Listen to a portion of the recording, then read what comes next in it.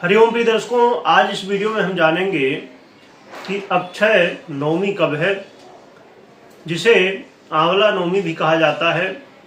भगवान विष्णु को आंवला बहुत प्रिय है। भगवान विष्णु की पूजा में आंवला चढ़ाने का विधान है। जैसे भगवान विष्णु को तुलसी अति प्रिय है, उसी तरह भगवान विष्णु को आंवला भी अति प्रिय है। कहा जाता है कि आंवले के वृक्ष में भगवान विष्णु, भगवान शिव और ब्रह्मा जी का निवास होता है और साथ में आंवले के पत्तियों में सभी देवताओं का भी निवास होता है। आंवला का वृक्ष बड़ा दिव्य माना जाता है और ये औषधीय गुणों से भी युक्त होता है। आंवला और भी कुछ अन्य वस्तुओं को मिला के एक बहुत ही अच्छा दिव्य मुरब्बा बनाया जाता है और इसकी कई तरह की विधियां हैं, कई नाम हैं, जिसको प्रयोग करने से जीवन में व्यक्ति यदि चाहता है कि अपने जीवन में वो वाक् शुद्धि प्राप्त कर ले, तो यहाँ तक कि इसके प्रयोग से लोगों को वाक् शुद्धि भी प्राप्त होती है, यानी वाणी की शुद्धि। पहले के समय में आपने सुना होगा कि पहले के समय में लोग जो कह देते थे वैसा हुआ करता था, अब नहीं होता। अब क्यों नहीं होता? असत्य भाषण की वजह से हम झूठ बोलते हैं, जिसकी वजह से हमारी वाणी निस्तेज हो जाती है। परंतु ये जो आंवले से बना दिव्य प्रयोग है, इसके प्रभाव से जो है बड़ा ही दिव्य, कहना चाहिए वरदान जैसे ही प्राप्त होता है। इसे त्रिफला और भी अन्य नामों से जाना जाता है, जिसमें आंवला का प्रयोग होता है।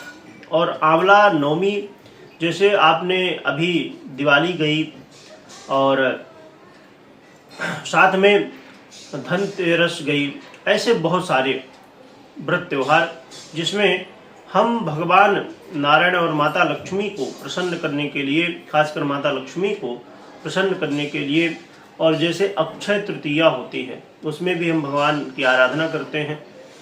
तो आंवला नवमी और इसी को अक्षय नवमी भी कहा जाता है। तो ये इतना दिव्य समय है जिसमें कोई भी पुण्य पूजा पाठ करने से उसमें जो हमें प्रभाव मिलता है, जो पुण्य मिलता है, वो अक्षय होता है, यानी कि जो क्षय ना हो।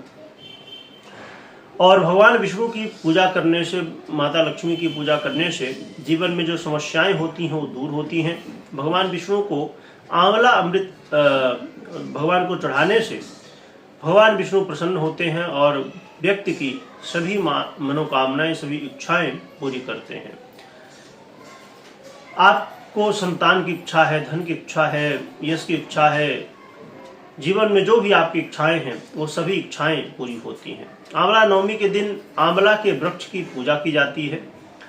और साथ में यदि समझिए कि अब जैसे बहुत सारे जगहों पर संभव है कि आंवला का वृक्ष ना मिल पाए, तो फिर वहाँ पर आंवला की टहनी, यानी कि जो लकड़ी होती है वो, और आंवला का फल बड़ी आसानी से मिल जाता है।